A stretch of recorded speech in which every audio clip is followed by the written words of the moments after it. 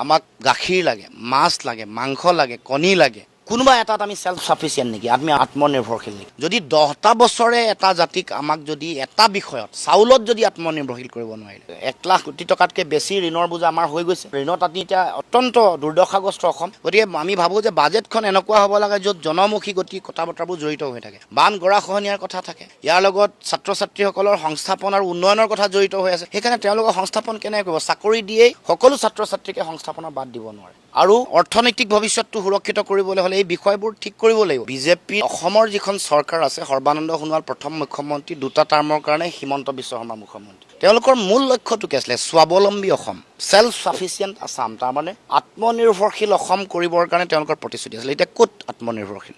আমি অত্যাৱশ্যকীয় সামগ্ৰী বুলি যিবোৰ কওঁ, চাউল, আমাক গাখীৰ লাগে, মাছ লাগে, মাংস লাগে, কণী লাগে, যিবোৰ এছেঞ্চিয়েল কমডিটি, কোনোবা এটাত আমি সেলফ সাফিচিয়েণ্ট নেকি? আমি আত্মনিৰ্ভৰশীল নেকি? যদি 10টা বছৰে এটা জাতিক আমাক যদি এটা বিষয়ত চাউলত যদি আত্মনিৰ্ভৰশীল কৰিব নোৱাৰিলে, গাখীৰত বা মাছত বা কণীত, সেইবোৰত আটাইতকৈ বেছি পইচা ওলাই যায়। কণীৰ নামত 1500 কোটি টকা অসমৰ পৰা ওলাই যায়। আমি ৰয়েলটি তেলৰ নামত কিমান পাওঁ? 3000 কোটি টকা পাওঁ। তাৰ লগে লগে শিক্ষাত আটাইতকৈ কম খৰচা কৰে। শিক্ষাত বেছি খৰচ নকৰিলে উন্নয়নৰ গতিটো কেতিয়াও শক্তিশালী নহয়। কাৰণ এতিয়া যিটো যুগ চলি আছে, ভাল শিক্ষা যদি নাপায়, যি শিক্ষাই ছাত্ৰ ছাত্ৰীসকলৰ মাজত উৎপাদনশীলতা নিদিয়ে, তেনেকুৱা শিক্ষা যদি নকৰে, শিক্ষা ব্যৱস্থাৰ আখুৱাসমূহ যদি দূৰ নকৰে, শিক্ষাৰ শিতানত যদি বাজেটত বেছি ধন তেওঁলোকে ধাৰ্য নকৰে, আত্মসংস্থাপনৰ কাৰণে নতুন যদি পৰিকল্পনা প্ৰস্তুত নকৰে, আমাৰ বাজেট আহিব যাব 1 লাখ কোটি টকাতকৈ বেছি ঋণৰ বোজা আমাৰ হৈ গৈছে। ঋণত আমি এতিয়া অত্যন্ত দুৰ্দশাগ্ৰস্ত অসম। গতিকে আমি ভাবোঁ যে বাজেটখন এনেকুৱা হ'ব লাগে য'ত জনমুখী গতি কথা বতৰাবোৰ জড়িত হৈ থাকে, বান গৰাখহনীয়াৰ কথা থাকে, ইয়াৰ লগত ছাত্ৰ ছাত্ৰীসকলৰ সংস্থাপন আৰু উন্নয়নৰ কথা জড়িত হৈ আছে। সেইকাৰণে তেওঁলোকক সংস্থাপন কেনেকৈ কৰিব? চাকৰি দিয়েই সকলো ছাত্ৰ ছাত্ৰীকে সংস্থাপনৰ বাদ দিব নোৱাৰে।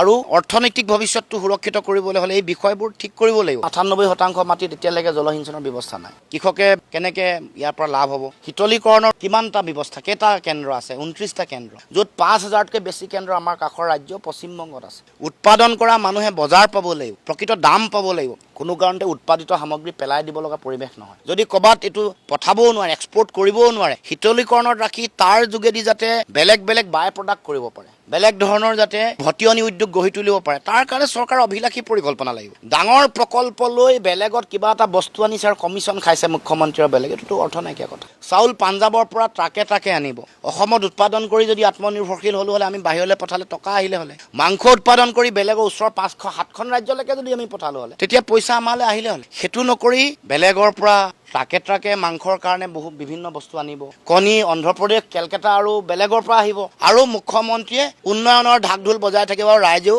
এই কথাত আশ্বস্ত হ'ব। এইটো কথা মই ভাবোঁ যে কোনো কাৰণতে এইটোৱে অসমক প্ৰকৃত উন্নয়ন দিব নোৱাৰে।